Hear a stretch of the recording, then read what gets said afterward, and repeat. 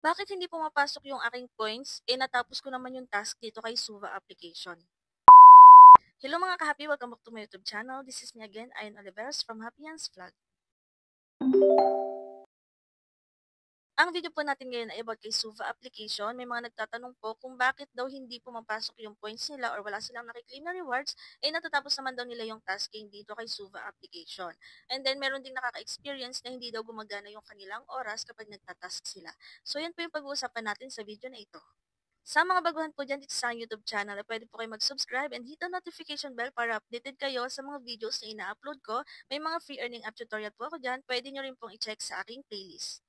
Doon po sa mga nagtatanong kung bakit hindi pumapasok yung kanilang rewards kapag nagtatask sila, pumapasok yan mga B, pero kung mapapansin ninyo, ayan, punta tayo dito sa ating diamonds. So, si diamonds yung iniipon natin para tayo maka-withdraw. So, kung makikita nyo dito mga B, for example, ito muna ipapakita ko. September 24, 2025. Tapos, ang nakalagay dito sa live task niya is September 23. Yung po kasing task natin, for example, kahapon is madaling araw po papasok ng 24. Yung kung mapapansin nyo dito, yung tinas ko nung 23, September 23, ay pumasok siya nung madaling araw ng September 24. So, hindi natin na-receive same day. So, yan po yung napansin ko dito kay Suva application. So, kung mapapansin nyo sa iba ko namang task, ayan yung aking live task nung 9/22 or September 22 ay nung September 23 ko po na receive. So, kung mapapansin nyo sa oras is 5 minutes and 30 seconds. So, alas 12 po ng madaling araw pumapasok si rewards natin. So, ayan, makikita nyo naman 1,000 rewards. Kaya yung iba is nagtatanong sa akin at nalilito kung bakit daw ganun, hindi nila na-receive, chinecheck daw nila sa diamonds. And then, chineck ko rin po sa diamonds ko. And then, yan po yung napansin ko. Yung natapos kong task kahapon is kaninang madaling araw ko na-receive yung rewards. So, dito mga B, kung magta-task kayo, ayan, for example, mag-task muna tayo. Punta tayo sa task. Di ba, on mic, 2 hours. So, pag click nyo yung view, rewards will be automatically sent at 00. So, ibig sabihin niya is, pag madaling araw or kapag nag-reset na po, siya pumapasok. So, automatic na yan. Hindi nyo na po kailangan mag-claim-claim. Kailangan nyo lang gawin is tapusin yung oras ng tasking. Wala na kayong kailangan i-claim. Automatic na po siyang papasok sa ating diamonds. So, ganun po mag-task dito kay Suva application. Ito na po yung ordinary host na live task ko. Ayan, may mga iba't ibang mga task din dito. Depende na po yun sa inyo kung gagawin ninyo. So, magsesend-send po dito ng gifts, no? So, dito mga B, kailangan po meron tayong agency para makapag-test tayo. And then, ito po yung agent ko. Papakita ko lang dyan sa screen yung kanilang Suva ID. Pwede nyo po siyang i-search dyan sa Suva application and then pwede nyo pong i-message na gusto nyo mag-apply or gusto nyo mag-join sa kanyang agency.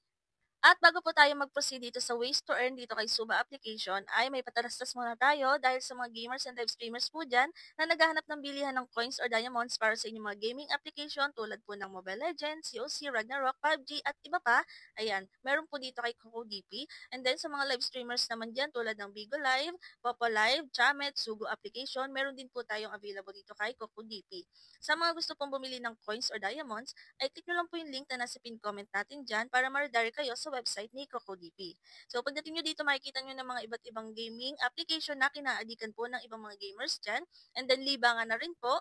And then, makikita mo rin dito yung mga live streaming application na meron tayo syempre. Tulad na lang yung mga Popa Live na yan, may ilaw din po si CocoDP. So, for example, ikaw yung Popa Live users na gustong bumili ng coins dito kay CocoDP, ayan, i-click mo lang si Popa Live. Ilagay mo yung Popa ID, make sure po na tama yung ID na ilalagay ninyo. Pumili kayo kung ilang coins yung gusto nyong bilhin. Meron yung 1K coins, 7K coins, and so on.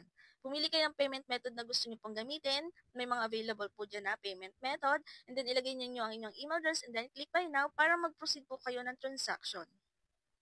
And then wala pa pong 1 minute is nasa inyong mga Papa-Live account yun na ang inyong coins sa bilis. So, ganun lang pong kabilis. And then, pwede nyo rin pong i-follow si CocoDP sa kanilang Facebook page para makita nyo po yung mga iba't ibang mga announcement niya. May mga bonuses, discounts, and events din po siya. So, weekly or monthly po is may mga pa-funds giveaways din po or funds rewards din si CocoDP. Kaya abang-abang po tayo ng mga announcement. Ngayon po ay magpo-proceed na tayo sa ways to earn in Suva application. So, meron tayo ditong new host task. 7 days po yan. 5K dias po yung makiklaim nyo. 3 hours ka pong mag-o-audio room or magta-task. So, bet game, 100 coins. makakakuha ka ng 500 dayas. Pag nag-bet ka ng 500 coins sa game, ay makakakuha ka naman ng 500 dayas ulit. And then kapag nag-invite ka ng 1 valid users, makakakuha ka ng 100 dayas. So, take note po na kailangan naka-on mic kayo in 15 minutes bago kayo malaglag dito sa application na to. So, kailangan maka 15 minutes muna kayo. 15 minutes is counted as valid po. So, kapag halimbawa mga 5 minutes pa lang nalaglag kayo, uulit ulit kayo sa oras. So, ang max base salary dito is 45,500 diamonds or $4.55 in 7 days. So, after 7 days naman, kapag tapos nyo inyong new user task, after 7 days po is base na sa inyong hourly salary ang inyong ma-receive na reward. So, 70% po ang normal gift dito, 5% lucky gift. Sa pag-withdraw naman po is minimum of 100,000 diamonds or $10 self-withdrawal po dito kay Suva application. And then, may mga games din dito mga B, depende sa inyo kung ano yung gusto nyo laruin. So, itry nyo ring maglaro-laro, baka sakaling yung mga coins nyo is lumago.